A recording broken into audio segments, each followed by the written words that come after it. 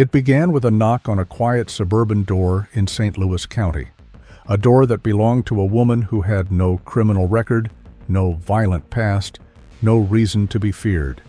But behind that door, inside that ordinary home, investigators would uncover over 70 envelopes of cash, each one mailed by lonely, heartbroken victims who thought they'd finally found love.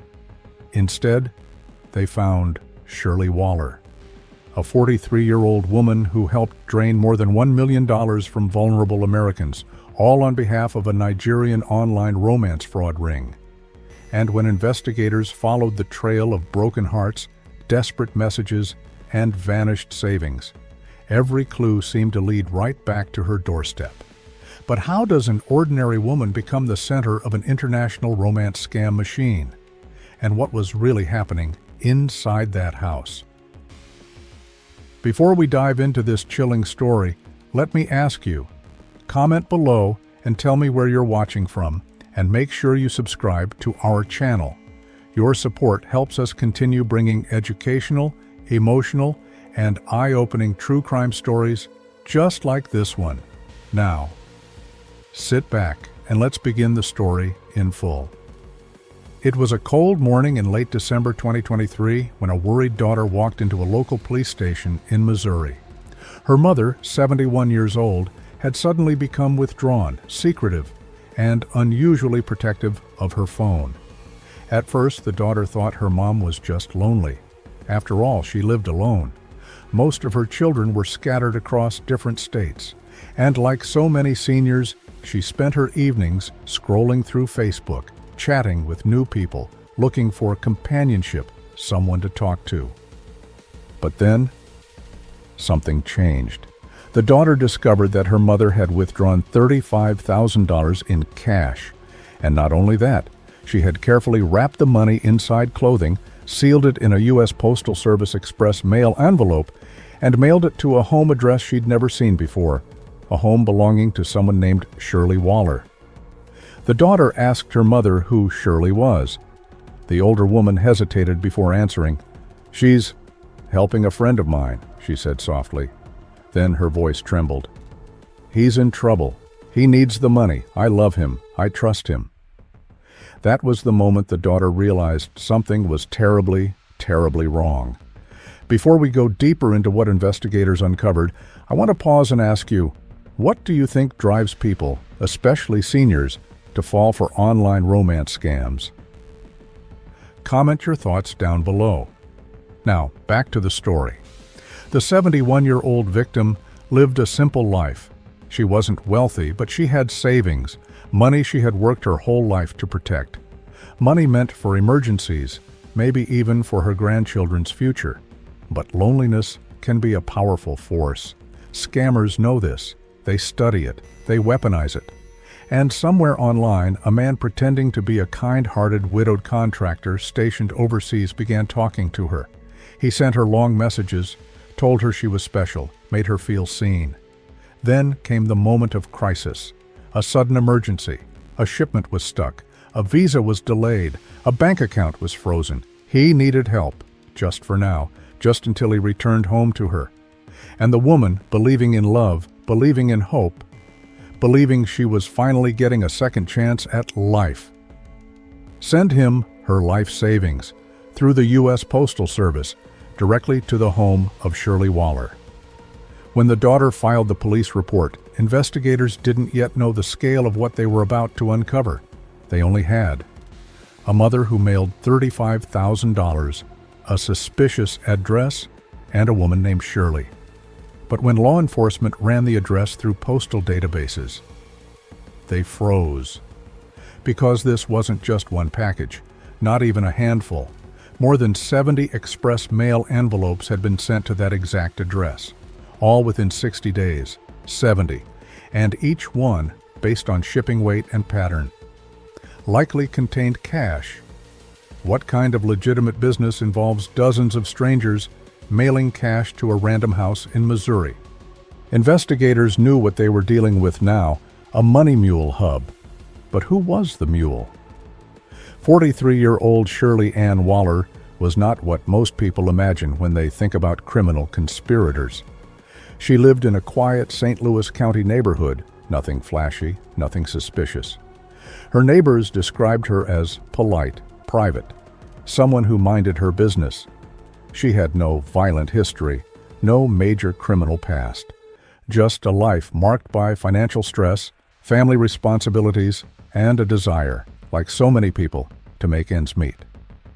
What investigators would later learn is that Shirley wasn't some mastermind. She wasn't seducing victims online. She wasn't orchestrating the scam. She was the middle point, the bridge, the person who received the victim's cash, kept a portion for herself, and funneled the rest through cryptocurrency and transfers to co-conspirators overseas, primarily in Nigeria. A money mule, as investigators call it, but an essential one. Without her role, the scam wouldn't function. The heart of the fraud beat through her living room. When investigators finally showed up at Shirley's home on January 12, 2024, they weren't sure what they'd find, but nothing prepared them for what was inside. Stacks of shipping labels, torn open envelopes, traces of cash, and digital evidence showing transfers, some small, some large, being converted into cryptocurrency and then funneled to accounts overseas. Everything pointed to coordinated crime. To many, Shirley looked like a harmless neighbor, but to investigators, she was the American half of a multi-million-dollar romance scam pipeline. But here is where things get even darker, because as detectives looked deeper into her financial history, they discovered that romance fraud wasn't the only crime in her life. Shirley had also obtained COVID relief loans using false information. She had lied on mortgage applications, fabricated numbers, created fake business claims. To understand why, investigators would need to uncover not just evidence, but her motives. Was she greedy? Was she desperate? Was she manipulated by the very scammers running the scheme? Or was this something she willingly stepped into? That question would soon shake the entire case. As agents pieced together the timeline, a pattern emerged. Victims from all across the United States, mostly elderly, mostly isolated, had mailed cash to Shirley's home. Some packages were small. Some contained tens of thousands of dollars, and Shirley always moved the money quickly, always kept a portion, always sent the rest to people she refused to name. Investigators confronted her. They asked her who she was working with. And that's when Shirley finally said something they didn't expect, something that would change the direction of the case. She whispered, "I did this to support my family." But was that the truth, or the beginning of another lie? Police weren't sure yet, and they were about to uncover something even more shocking. A discovery that would unravel the entire operation. Because when investigators dug deeper into her messages, her bank records, her crypto transfers, they found a connection, one that linked Shirley Waller directly to the heart of the Nigerian fraud ring. A link so unexpected, so personal, that it changed the entire story.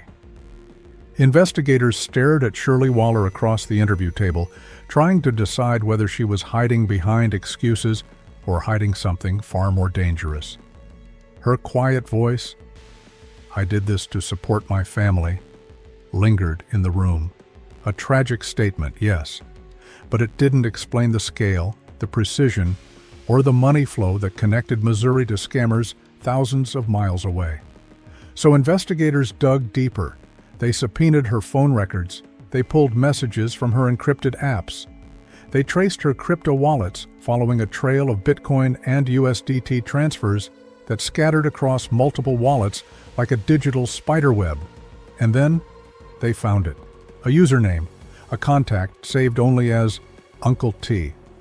At first, it looked harmless, almost innocent. But when agents cross-referenced the crypto wallets connected to this contact, their screens lit up. Multiple victims' funds, all funneled to wallets controlled by the same overseas individual. A man already on international watch lists. A man believed to be part of a Nigerian fraud syndicate specializing in romance scams, inheritance scams, and fake investment schemes. And the messages between Shirley and Uncle T revealed something chilling. He wasn't just a partner. He was the one directing her. How much to send, when to send it, which method to use, how much to keep for herself, and how to avoid law enforcement. It became clear Shirley wasn't operating alone. She was part of a structured criminal pipeline, one that had victimized Americans for years. But what investigators needed to know was this: did Shirley know exactly what was happening? Or was she manipulated, coerced, or emotionally groomed, just like the victims she helped defraud? The answer was complicated. As investigators pieced together Shirley's past, two images of her began to form. One version was a struggling woman, a mother, someone who faced financial hardships, pandemic layoffs, and medical bills. Someone who might have been desperate, vulnerable, and lured into crime as a quick fix. But then there was the other version. A woman who filed multiple fraudulent COVID relief loan applications, lied on mortgage applications, ran multiple bank accounts with confusing transfers, bought expensive items shortly after victims' money came in, and effortlessly converted cash into crypto and sent it overseas. This wasn't a single mistake. It wasn't just desperation. It was a pattern.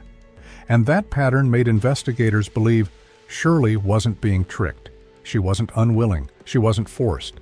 She was active, deliberate, and fully participating in a $1 million romance fraud operation. Once investigators realized the scope of the crime, they began connecting dots across multiple states. Victims from Florida, Texas, Ohio, Washington, Colorado, and multiple counties in Missouri. All had one thing in common: they mailed cash to Shirley Waller. Some victims sent $5,000, others sent $20,000. A few sent nearly $50,000 in a single package, and every victim had the same heartbreaking story. A man they met online, a man they trusted, a man who promised love, marriage, or companionship. But behind that promise was a group of fraudsters, and Shirley was their bridge into the United States. The deeper investigators dug, the worse the story became. Multiple victims had lost homes, retirement savings, and emotional stability. One woman admitted she contemplated suicide after realizing she'd been scammed. Others lost family members who were too ashamed to come forward. This wasn't just a financial crime. It was a wound that ran through entire families, and every road led straight back to Shirley's front door. January 12, 2024, a cold morning in St. Louis County. The sun hadn't fully risen when unmarked vehicles filled the street. Neighbors peeked through their blinds, confused. Dogs barked, lights flickered on, and then, boom, boom, boom! A loud knock shook the quiet house. "Federal agents, open the door!" Inside, Shirley froze. Was this the moment she had been dreading, or the moment she thought would never come? Agents entered with a warrant. They moved fast, collecting phones, notebooks, crypto ledgers, loan applications, and stacks of opened postal envelopes. Shirley stood in the middle of her living room, hands trembling, but not crying, not pleading, just quiet. As if she knew this day was coming, as if she had been living in the shadow of it for months. When they cuffed her wrists, she whispered only one sentence: "I didn't mean for it to go this far." But for investigators, for victims, for the families destroyed by this scam, it had already gone far enough. When the case finally went to federal court, prosecutors presented a devastating picture. Over $1,068,000 in losses, 70-plus cash-filled packages in 60 days. Dozens of elderly victims' crypto transfers tied to a Nigerian syndicate, loan fraud, mortgage fraud. A long pattern of deception. Shirley eventually pleaded guilty, not just to wire fraud, not just to the conspiracy, but to be part of a system that preyed on the lonely and the hopeful. And during her plea hearing, she admitted something that shocked the courtroom. She knew the money came from men posing online. She knew the victims were elderly. She knew the sob stories were fake, yet she continued, because the money kept coming, because Uncle T kept giving instructions, because it was, in her words, easier than getting a real job. On September 23, 2025, the courtroom was silent as the judge read the final decision.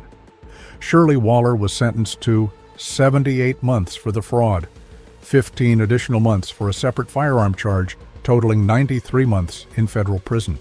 That's nearly 8 years. She was also ordered to pay $313,711 in restitution.